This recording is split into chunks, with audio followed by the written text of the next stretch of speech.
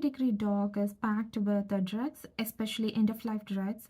Now everything is little up in the air. He masqueraded as a doctor to obtain the morphine. Usually the clues are hidden in the conversation and his composure in the witty discoveries, and it was out of the blue. Hello, welcome to another book review of Shirley Reads. Have you ever read Agatha Christie's novels? I always love puzzles. That's one of the reasons I'm drawn to Christie's novels. The next is simple and straightforward prose. Agatha Christie was an English writer, lived in 18th century or early 19th century. She is famous for her detective novels. My first Christie's novel is Five Little Pigs, and I don't remember the story now, but it was impossible for me to find the murderer.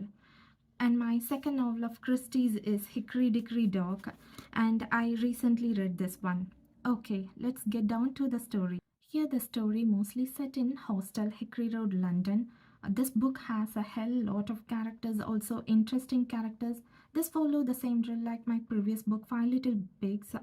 So a crime has been committed, and Hercule Poirot, a Belgian detective, tries to find the guilty. Hercule Poirot appeared in 33 novels of Christie's, I think. Poirot comes to know petty things are stolen in the hostel Hickory Road, London through his secretary, Miss Lemon. The petty things are evening shoe, bracelet, diamond ring. Oops, bracelet and diamond ring will not be categorized as petty things, but lipstick, compact powder, bath salts, boric powder, stethoscope, rucksack. I made a list who stole what.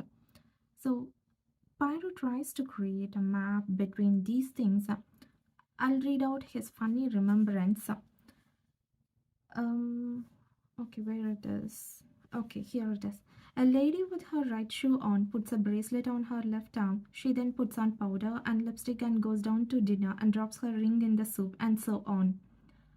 At this point, I realized the kleptomaniac is residing in the hostel because someone had to keep track these things, especially the compact powder, lipstick, and silk scarf. I mean, the kleptomaniac is not cleaner, cook, or someone who maintains the hostel. Let's see who had the urge to steal all these things. Poirot meets the matron of the hostel, Mrs. Hubbard. He ignores all the negligible things and starts with the diamond ring. He asks how valuable it is. Mrs. Hubbard says it was solitaire diamond. It was Miss Patricia Lane's mother's engagement ring, was found in Miss Valerie Hophouse soup bowl. Patricia is a student and Valerie works at beauty parlor.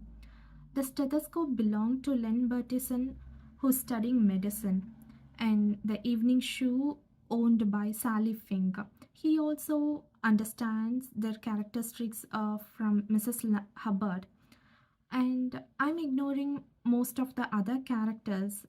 Okay, I totally forgot the most unpleasant character, Mrs. Nicolitz, the hostel owner, the temperamental person you can ever meet. And she makes fuss about anything and everything. Not only English students are residing in the hostel, or not really students, there are full-time professionals too. There are residents from Italy, Turkey, West Indies, India, Africa, and other countries.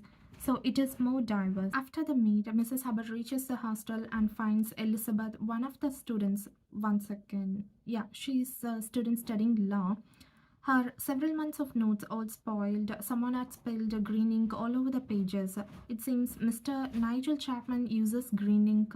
As soon as he got to know about the ink spilling incident from Mrs. Hubbard, he visits the hostel. During the supper in the hostel, he talks with one of the students named Miss Celia Austin. He also observes other students' behavior. Poirot wants to prevent the murder, so he downplayed it by giving them a speech and suggests Mrs. Hubbard to call the police in. After the supper, he stays in Mrs. Hubbard's room, and one of the students named Colin goes to her room and tells it's not a crime. Someone with a psychological disorder has done all these things and she needs a treatment. Poirot asks who she is.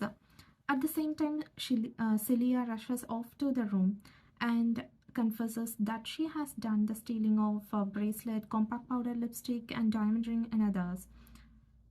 Also, she admitted that she did not steal the rucksack, boric powder, bath salts, stethoscope, and And one more thing. Colin knows she's scrambling down, so he put some anchor down and he said he will be responsible for her from that point onwards. After Celia's confession, Mrs. Hubbard was relieved and she's off the hook, but not Poirot. He expects something bad would happen, and I tried to find all the holes in the conversation between the resident after Celia's confession, but I couldn't. Christie's writing usually focus on plot and dialogues. They are not procedural all the time since they rarely focus on the professional police officer. Instead, the clues are compiled from plot twist and conversation. Usually the clues are hidden in the conversation. Hickory Dickory Dog is procedural because most of the conversation happened between the students and the police officer, then Poirot. On the next day after supper, Colin announced everyone. Celia and him are engaged and they both will get married. Their overnight decision about marriage seems iffy here. On the next day, Poirot got to know Celia had committed suicide through Miss Lemon. He immediately goes fast to Hickory Road and he meets Inspector Sharp. They both suspect it is not a suicide but murder. Someone must have put her up to do all this kleptomania stuff to arouse Colin's interest in her. Poirot suspects three residents, Nigel Chapman, Valerie Hophouse, and Lynn Battison. According to Poirot, Lynn Battison is aware of Colin's maladjusted personality. Nigel Chapman is mischievous but malicious. Valerie has brains and has probably read enough psychology to judge Colin's reactions. Later, interrogations happened. You know which murderer accepts easily? Interrogations will alert the suspect usually not to give any more information and act as non-committal. Inspector Sharp asked three questions to a few residents. The first question is who has murdered Celia? And the second question is who has spilled ink on Elizabeth notes? The third question is why was Celia kleptomaniac? It was little boring to read each person telling the story in different spin. But for Christie's novels, I have to focus on the conversation, so I did. Inspector Sharp has collected all the information, but our detective Poirot doesn't know a bit. From the interrogation, Sharp got to know before 2 weeks of Celia's death, Nigel had a wager with Lynn Battison that he can obtain poison in some way that could not be traced to him. Nigel also confessed that he got hyacinth tablets from one of the careless doctors.